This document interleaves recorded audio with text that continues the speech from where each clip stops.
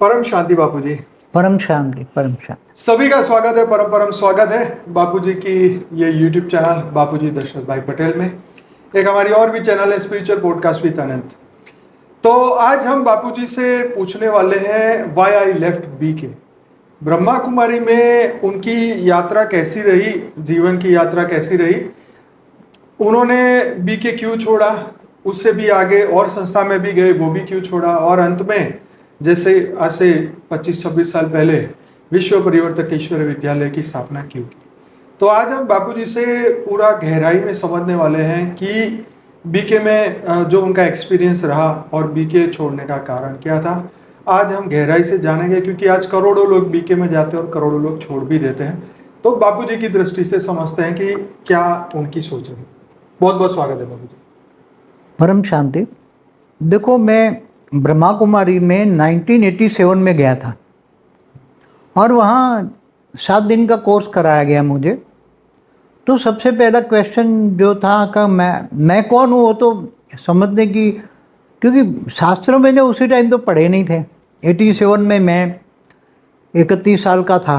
तो कोई भक्ति मार्ग में मैं चलता था, मंदिरों में जाता था, पूजा पाठ करता था, संस्कृत के श्लोक बोलता था, हनुमान चालीसा करता था, विष्णु सहस्त्र डेली सुबह दिया जलाता था, भक्ति तो बहुत करता था, मंदिरों में जाके भी, घर में भी।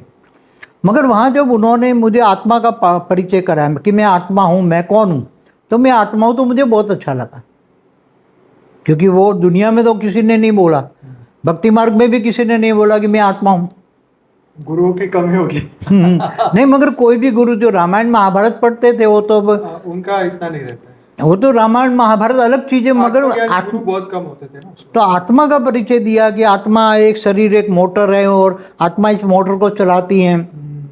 तो मेरे को वो पहला दिन का पार्ट बहुत अच्छा लगा, मैं कौन हूँ। फिर दूसरा पार्ट जो बताया, परमात्मा शिव निराकार है, ब्रह्मांड को चलाता है, पूरा ब्रह्मांड का चित्र बताया उन्होंने।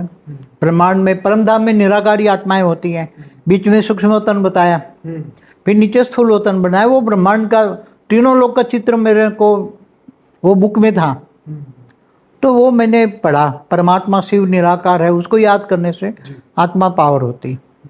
आत्मा स्वरूप में फिर तीसरा वर्ल्ड ड्रामा की सतयुग त्रेता द्वापर कलयुग, 5000 साल का वर्ल्ड ड्रामा है।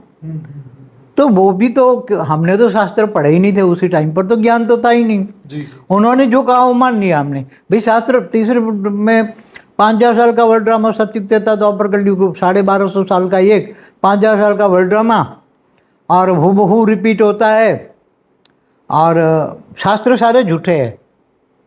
पहले दिन बता दिया आपको? नहीं, ये वर्ल्ड ड्रामा के दिन बताए, पहले 2 दिन नहीं बताए। नहीं बोलते, आत्मा परमात्मा तो अच्छा लगा ना। अब 2 दिन आत्मा परमात्मा का जब अच्छा कंसेप्ट लगा, एकदम बहुत बढ़िया। ब्रह्मांड में भी चित्र देखा, निराकारी परमधाम सूक्ष्मवतन में ब्रह्मा विष्णु शंकर बैठे हैं, और फिर स्थूलवतन में मनुष्य सृष्टि है, और सारी मनुष्य सृष्टि अब सारी ऑक्सीजन पर जी रही है।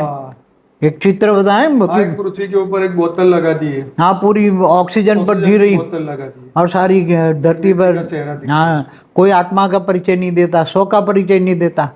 तो मुझे स्व का परिचय आत्मस्वरूप, और मुझे वो बहुत अच्छा लगा। फिर परमात्मा निराकार है, वो भी अच्छा। शिव को तो हम पूछते ही थे, शिव मंदिर जाते ही थे बचपन से। फिर सतयुग देता, तो सतयुग में बताया कि कृष्ण का राज होगा, वो बड़ा होगा तो लक्ष्मी नारायण बनेगा। सतयुग में 8 लक्ष्मी नारायण के राज होंगे, 8 राधा कृष्ण होंगे, 150 साल का उनका राज होगा। फिर राम राज आएगा, राम 12 सीता होगी त्रेता में। फिर द्वापर से फिर अलग अलग धर्मों का राज आएगा। तो वो झाड़ का चित्र बनाया, चौथे दिन झाड़ का चित्र बनाया, कल्पवृक्ष बोलते हो उसको। कल्पवृक्ष, हाँ, जो एक पेड़ होता है। हाँ, उसके अंदर बताया कि जड़ों में ये ब्रह्मा कुमारी वाले बैठे हैं, जड़ों में मतलब ब्रह्मा कुमारी, और उससे ऊपर तना, और तने के बाद तने से ऊपर द्वापर आ गया ना, तो द्वापर में चारों ओर यहाँ बौद्धि बताए, बौद्ध धर्म आया। फिर वहाँ इस सामने इस्लाम आया, इस्लाम में फिर ये सब भी बताएं, इस्लाम में यहूदी आए, ये सब। फिर इसके बाद में ईसाई आए, फिर मोहम्मद आए, ये सब धर्म, ये झाड़ का यहाँ जैन आए, बौद्ध आए इधर। फिर धीरे धीरे अनेक धर्म, मठ, पंच संप्रदाय बढ़ते गए बढ़ते गए बढ़ते गए।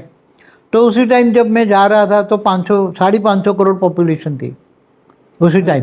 मतलब धरती की पॉपुलेशन। हाँ, तो ये सतयुग की शुरुआत में 9 लाख बनाते, 9 लाख पहला सारी दुनिया का विनाश हो जाएगा। फिर 5वें चित्र में वो बताया, 5वां मतलब पूरी दुनिया आग में झुलस रही है, पूरा थर्ड वर्ल्ड वॉर हो रहा है, परमाणु बॉम्ब फट रहे हैं, नेचुरल कैलेमिटी आ रही है, केवल 9 लाख बचेंगे। वो माउंट आबू में जाएंगे और 9 लाख वहाँ माउंट आबू में बचेंगे। वो उन्होंने बताया, हमने मान लिया, हमने कुछ नॉलेज ही नहीं था हमारे पास। तो फिर ऐसे ही पूरा ज्ञान ले लिया, हमें ज्ञान तो समझने, क्योंकि मैं वकील था, इनकम टैक्स लॉयर था, तो बुद्धि समझने की जो शक्ति बहुत थी ना। अब बार बार वहाँ माउंट आबू जाने लगा, वहाँ सबको देखने लगा, वहाँ मेरा मोस्ट वीवीआईपी स्टेटस कर दिया इन लोगों ने। बहुत लोग मुझे प्यार देते थे वहाँ, जो बड़े बड़े लोग थे। इवन दादी प्रकाश मणि भी मुझे पर्सनली अपने रूम में बुलाकर बात करती थी अच्छी तरह। तो मेरा वहाँ बहुत मोस्ट वीवीआईपी था, क्योंकि वहाँ शिव बाबा के नाम पर सब कुछ स्वाहा करने वाला था मैं, और बहुत कुछ इनकम टैक्स लॉयर, इसमें भी रेड केस करने वाला, कोई धन की तो कमी होती ही नहीं थी उसी टाइम पर।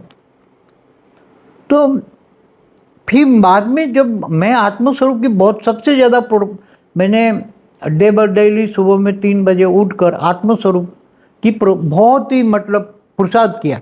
आत्मस्वरूप, एकदम आत्मस्वरूप। पहले मेरे को दिमाग में आ गया मैं स्वयं को पहचानूँ, मैं स्वयं को पहचानूँ, आत्मस्वरूप। तो वहाँ एक नीले नगर सेंटर था, वहाँ एक छोटा सा योग रूम बनाया था। वहाँ हर संडे सुबह में 8 से रात को 8 बजे तक मैं केवल पानी पीकर, सुबह में चाय पिए, बाद में पूरे दिन पानी पीकर, क्योंकि जितना खाओगे नहीं तो हल्के रहोगे तो योग अच्छा लगेगा। बल्कि मैं तो अगले दिन के शाम को भी खाना नहीं खाता था, सर हल्को करने के लिए।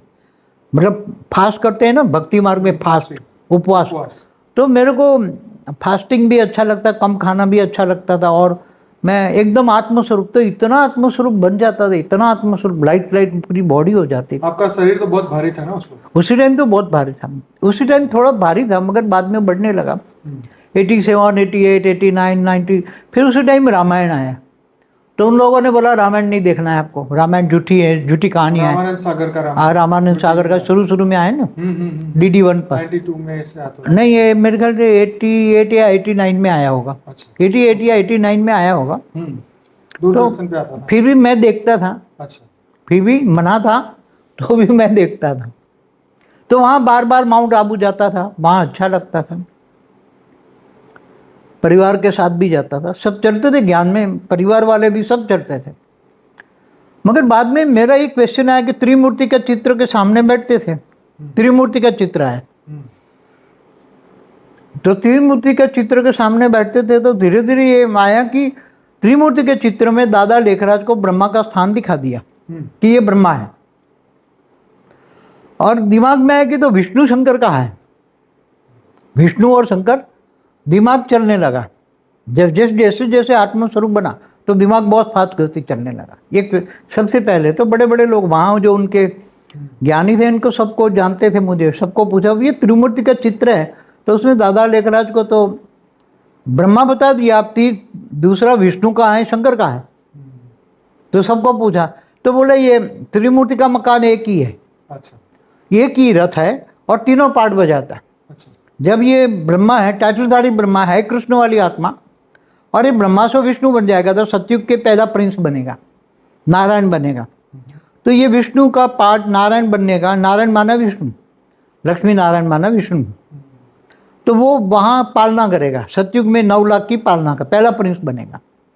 तो ओम राधे भी बताया, ओम लक्ष्मी बनेगी, दादा लेखराज 9 लाख, क्योंकि सारी दुनिया का विनाश हो जाएगा, 9 लाख बचेंगे, उनका ये प्रिंस बनेगा, सतयुग का पहला प्रिंस। धरती पर 9 लाख ही होंगे, पहला प्रिंस बनेगा। तो फिर बोलता है धरती पर सतयुग है, धरती पर। तो बोला ये उसी टाइम पर दादा लेखराज कृष्ण बनेंगे। हाँ, कृष्ण बनेंगे, दादा लेखराज पहले कृष्ण, बाद में नंबरवार 8 गद्दी चलेगी। अच्छा, उसके और अलग जो वहाँ फॉलोअर्स है, उसमें श्रेष्ठ पार्ट बजाए वो अष्टरत्न वाले आएंगे। अच्छा, वो अष्टरत्न वाले आएंगे, वो 8 कृष्ण, 8 कृष्ण, राधा कृष्ण। फिर वही गादी पर आएंगे, लक्ष्मी नारायण बनेंगे। तो फिर राम कौन बनेंगे? बाद में 16 कला से नीचे गिरती 14 कला आई। अच्छा, 14। तो 12 राम 12 सीता, त्रेता में सतयुग में 8, सतयुग में त्रेता में 12 राम 12 सीता। तो 21 जन्म होते हैं कितने? 84 जन्म का पहले 8 जन्म सतयुग का, 12 जन्म त्रेता का। वो लोग 84 जन्म का बोलते हैं। हाँ तो 84 जन्म हुआ ना त्रेता में। 5000 साल का पूरा वर्ल्ड ड्रामा है और उसमें सिर्फ आपके 84 बर्थ ही हो, ठीक? 84 बर्थ मतलब सतयुग में 8, त्रेता में 12, हाँ एक संगम युग अभी, अच्छा और त्रेता सतयुग त्रेता द्वापर में 21 और कलयुग में 42, ऐसा करके ओके 84 जन्म होता है। ओके। तो ये समझा गया कि इंसान एक आत्मा 84 जन्म लेती है और मतलब वो नंबरवार आत्माएं ऊपर से आती, परमधाम से, परमधाम से आती है। वो परमधाम से आती है और धीरे धीरे अपना अपना पार्ट प्ले करती है और वो रिपीट करती है।